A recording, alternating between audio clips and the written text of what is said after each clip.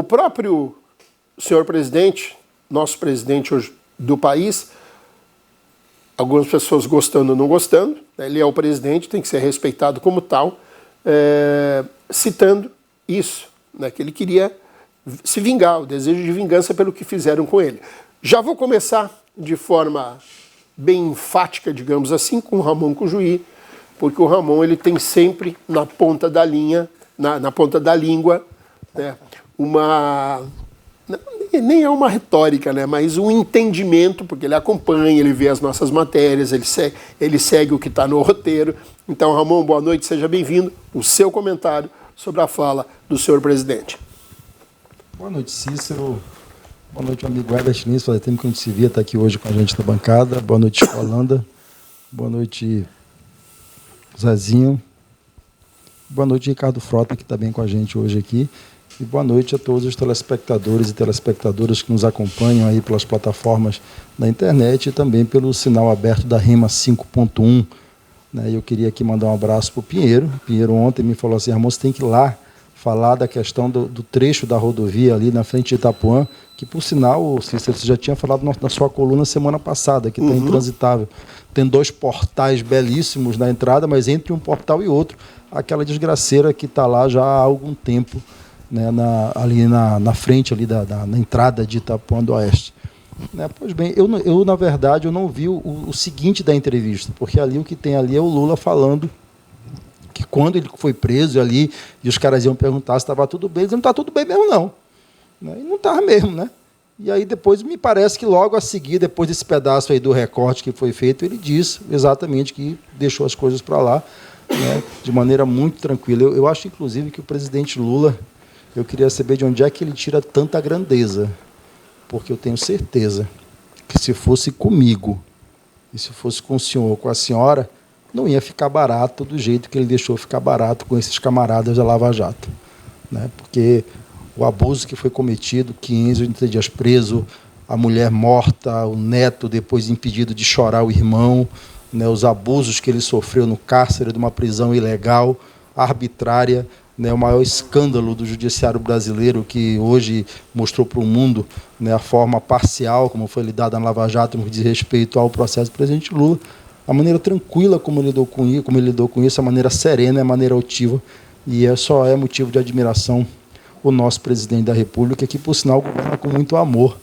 Eu vi ontem um vídeo do garotinho que diz, Lula, eu te amo, e eu também te amo. Né? Eu lembro do tempo passado que você tinha crianças com armas na mão e hoje criança dizendo eu te amo. É um Brasil novo. Muito bem. O Ramon, teve um momento aí desse seu comentário nostálgico que o Ricardo colocou o microfone na boca para te interromper e como hoje eu não quero saber de interrupção, eu tirei o microfone dele. Agora sim, Ricardo. Ricardo Frota, boa noite, seja bem-vindo. Agora você pode interpor aí, interpelar ou comentar o que disse o seu colega Ramon Cujuí. Boa noite, Cícero. Boa noite, Herbert Lins, Ramon Cujuí, Chico Holanda, Zezinho, todos que estão nos prestigiando hoje. Muito boa noite. É uma fala assim que eu começo a rir quando o Lula toca nesse assunto, né? Porque ele tenta colocar em xeque uma investigação que foi feita de forma muito séria, muito imparcial, desde a investigação, um processo ele não nasce na mão do juiz, né? Porque da forma que colocam, parece que tudo iniciou pelo Moro. Não foi só pelo Moro, teve uma investigação desde lá da fase inquisitorial, teve a denúncia do Ministério Público, que é o fiscal da lei, que é o custo legis. Então, para chegar no Moro, veio toda uma estrutura para poder chegar na mão dele e ele poder analisar as provas, os fatos. Né? Por uma manobra, ele conseguiu se safar. Eu volto a dizer, tem um ditado, tem um brocardo jurídico que fala o seguinte, que o que não está nos autos não está no mundo. Então, na medida que ele conseguiu a prescrição, aquilo deixou de existir no mundo jurídico. No mundo jurídico, de fato, ele é inocente. Milita em favor dele o princípio da presunção de inocência. Mas e no mundo real? E no mundo real, será que o fato aconteceu? Será que o crime existiu? Isso é algo que não tem como apagar, não tem como tirar da memória. Isso sempre vai ser colocado à baila, vai ser trazido à tona E isso mancha a imagem, a credibilidade do presidente Lula, o passado do PT. A gente viu aí, não tem como a gente falar que não existiu os escândalos, porque existiu, isso foi noticiado pela Globo, por todas as grandes mídias. Então, essa fala dele, isso representa, quando ele fala, eu não vou usar a expressão que ele usou, eu vou substituir por ferrar. Então, na época ele falava o quê? Ferrar com o Moro. Não só com o Moro, como todos os demais que estiveram envolvidos nessa operação Lava Jato.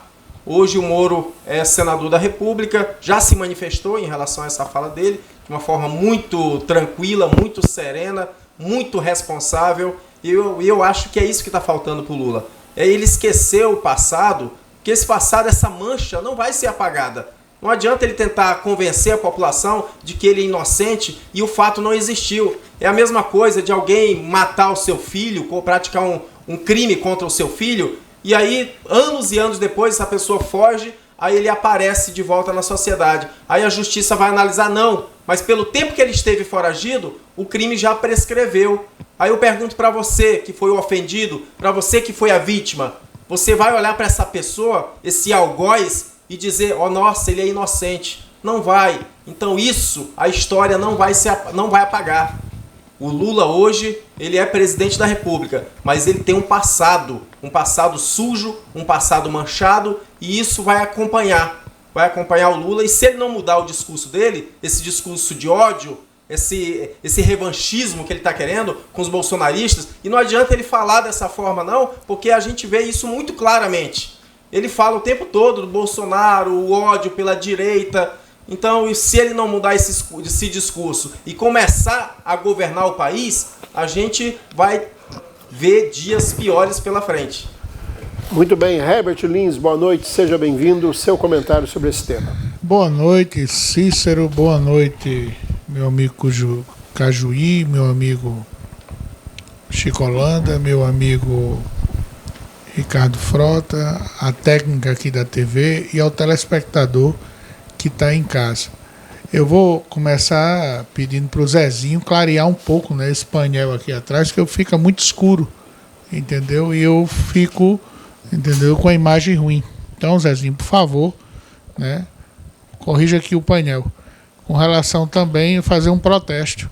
O Cícero está doente e o Zezinho escravizando ele, né, trazendo ele para trabalhar doente.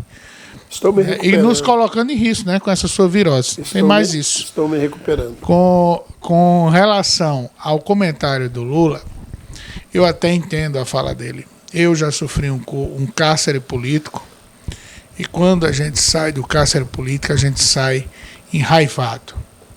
A gente sai com um sentimento de vingança. Mas quando a gente está de volta ao convívio social, a gente pensa, faz uma reflexão profunda, né? No meu caso, eu fiz isso, né? Principalmente eu que fui vítima de um processo kafkiano para assassinar minha reputação, igual o Lula. Lula foi vítima de um processo kafkiano, né, para assassinar a reputação dele.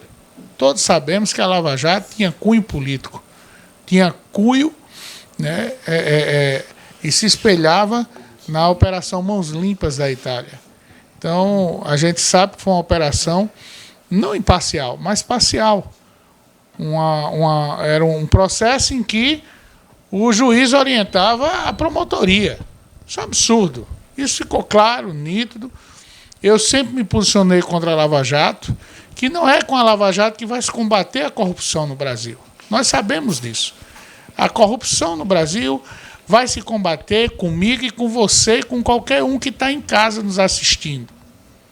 É com as nossas atitudes, é com os nossos comportamentos éticos no convívio social. Combater a corrupção com canetada é mentira. Com burocracia é mentira. Mas sim com os indivíduos, com as pessoas, tendo a consciência que não deve apoiar ou praticar atos de corrupção. Agora, com relação ao Lula, ele, com essa fala, o poder de resiliência dele, né, ele está contando um fato do que ele sentia. Mas dizer que esse fato é verdadeiro e que ele sente e nutre esse desejo de vingança, eu não acredito, pelos sinais que ele já deu no exercício do poder. Ele mostrou que ele é resiliente e que ele não faz política olhando para trás. Até o Bolsonaro ele já deixou de mão. Estava muito pegajoso. Né? Eu acredito que o conselho dele, o Conselho da República, já orientou ele e os assessores diretos para que ele esqueça o governo passado e vá governar o Brasil. Afinal de contas, o preço do combustível voltou a subir, o preço dos alimentos ainda não baixou e os programas sociais que precisam ser lançados e retomados ainda estamos aguardando resposta e as promessas de campanha. Não é mesmo, presidente Lula e seus correligionários aqui no estado de Rondônia? Chico Holanda, boa noite, seja bem-vindo. O seu comentário. Boa noite, Cícero, amigo Ricardo, Ramon Cojuí, professor Herbert Lins, as senhoras e senhores que nos acompanham, aqui toda a equipe da Rema TV. Bem, isso para mim não é nenhuma novidade, o paz e amor, que sempre ele prega, né? Paz e amor que nós estamos vendo aí, nossos irmãos, que no dia 8 de janeiro foram tidos exatamente como pessoal de alta periculosidade, prenderam mais de 1.000 pessoas, ainda tem gente presa ainda, quem foi solto andando de tornozeleira. Mas quando a gente vê lá em Rio Grande do Norte, já aí há 10 dias, o que está acontecendo lá, e eu não estou vendo a mesma coisa acontecer. Ou seja, vamos prender lá 1.500 pessoas por tudo dentro de um barracão, e aí vamos começar a apurar. Mas isso não acontece. Ou seja, é muito fácil você falar. É muito fácil você jogar para a plateia. E agora, minha senhora e meu senhor, veja só. As pessoas estão querendo dizer que o senhor e a senhora são os alienados. Vou citar alguns exemplos só aqui. Vocês lembram daqueles 50 milhões no apartamento de um ministro? Vocês lembram do dinheiro na cueca do deputado do PT? Vocês lembram o repatriamento de 6 bilhões de reais que foi repatriado do Brasil de volta pela Operação Lava Jato? Os 50 milhões que você está falando é do Gedel Vieira? Gedel Vieira, lá na Bahia. Lá no apartamento dele na Bahia. Vocês lembram quantos diretores da Petrobras devolveram 200 milhões, outros 150 milhões? Ô Chico, qual o partido mesmo que o Gedel é filiado? Eu não sei, era o governo da esquerda. Não, você sabe. Todo mundo sabe que ele era do MDB? MDB, mas ele então porque era você... ministro. Olha, viu como você sabe? Sei. Então não diga que tem amnésia. Mas era da administração, tá? E o vice era do PT. E o MDB não apoiou Era não o vice. governo Bolsonaro? Era o vice. Sim, eu estou falando de tá. corrupção, estou falando de dinheiro, fatos reais. Mas o MDB apoiou ou não o governo Bolsonaro? Pelo que estou vendo, O líder do governo Bolsonaro era ou não do grande MDB? escritor, ele acredita em Papai Noel, mula sem cabeça, Saci Pererê. Não, porque eu tô dando porque fatos, você fica mascarando. Mas eu estou dando fatos reais. O líder do Tô governo dando Bolsonaro no fatos Senado era do reais. MDB, Olha, Chico. o líder do PT, vou lembrar, o Delcídio Amaral, tá? Primeiro senador preso por corrupção, líder do PT. Você lembrar, entra aí no Google, Delcídio Amaral vai ver porque ele foi preso. Se vocês for verificar, foram 2 ou 3 presidentes do PT presos, tesoureiros do PT presos. É só buscar lá. Relação de dirigente do PT preso. Eles não foram presos porque eles bateram na avenida, não foram presos porque estavam dirigindo embriagado, não.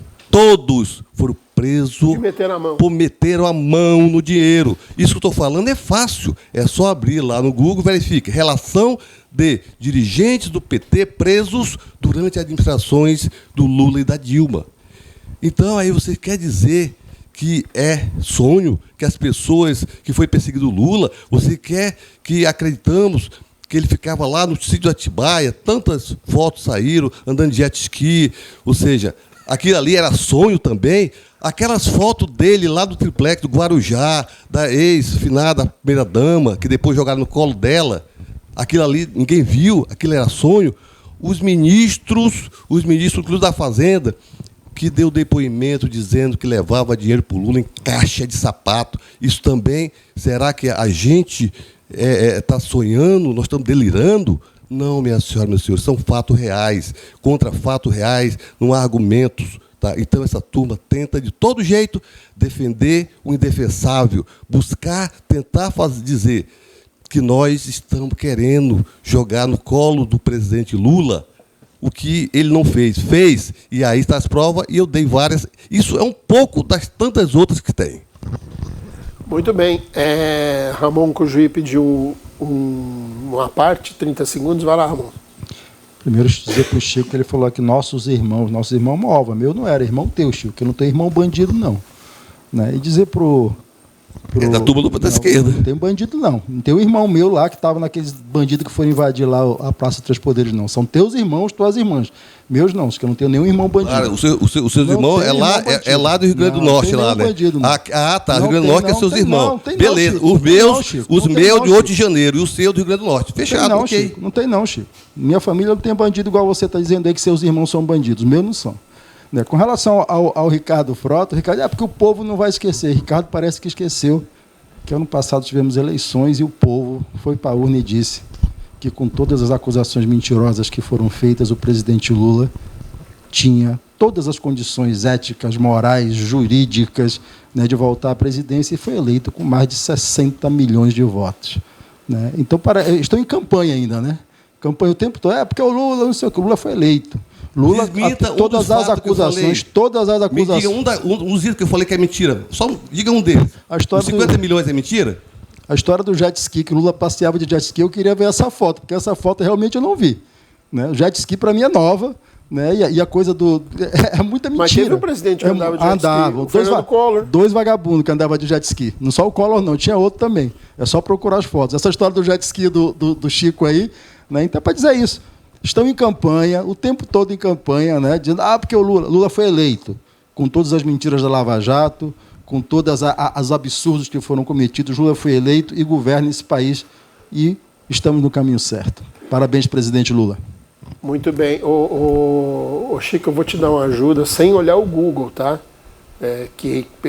Políticos do PT que responderam por suspeita. Você fala de ladrão de roubo, eu prefiro dizer por suspeita de atos não tão corretos, foram o Delcídio Amaral, o Luiz Guxiquem, o José Genuíno, entre outros. O Frota pediu 30 segundos. O Guxiquem foi inocentado, tá? Ramon, só para ficar claro, poxa, às vezes eu fico tão insatisfeito com algumas colocações que tu faz, porque sempre tu faz referência às pessoas ao 8 de janeiro como bandidos. Os bandidos. Peraí, criminosos. Quando eu falo do PT, são seus irmãos também? Quando eu falo do PT, eu falo da cúpula, eu falo daqueles que de fato existe uma investigação, existe provas reais, cabais e incontestáveis. Agora, contra essas pessoas, o que existe? Existe uma condenação? Existe uma condenação de primeira instância, de segunda, de terceira, igual o teu político? Não existe.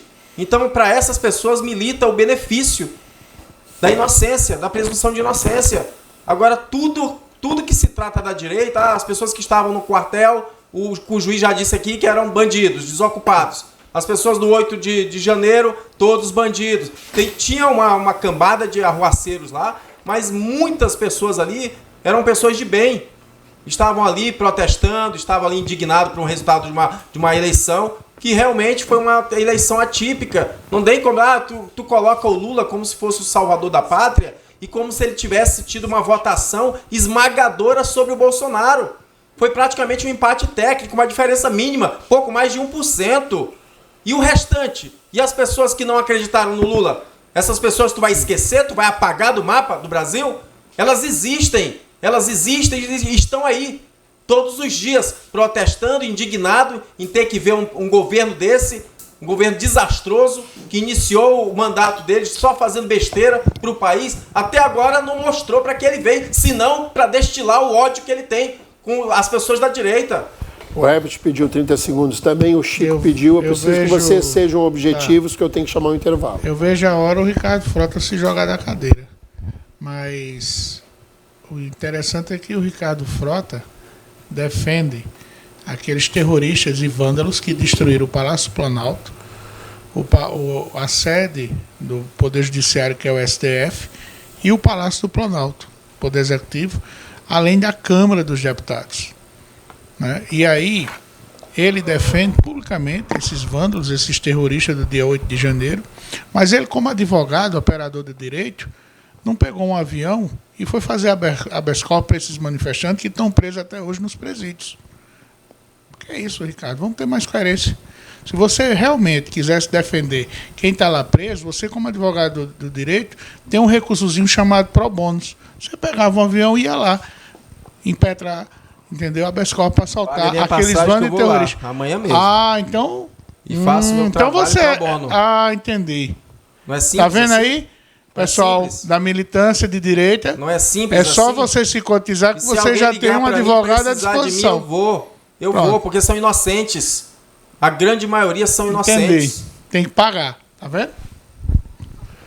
O Chico pediu 30 segundos. Interessante é que eu vejo a turma da esquerda não falam nada da violência do Rio Grande do Norte. E o jet ski? Nada, Eu quero que você nada, esclareça o jet ski. Que você E aí falou que o mentiroso do Ramon aqui ao lado, Cadê o jet que ski? nada do que eu falo. Ele só fala um jet ski. Você falou jet ski. 50 milhões. Não, quem falou 50 jet ski milhões. não fui eu, Chico. Quem falou jet ski foi tira os você. fora jet ski. 50 milhões é Não, mas mentira. foi mentira 50 sua, milhões. então. Não, então você mentiu quando falou Eu me jet ski. equivoquei. Você Ponto. mentiu. Não, agora Ah, os 50 mentiroso milhões. agora é 50 equivocado. milhões não existiu, 6 bilhões não existiu. Ramon, você já é falou um que grande você mentiroso equivocou, igual ao seu pô. presidente, o ex-condenado Lula.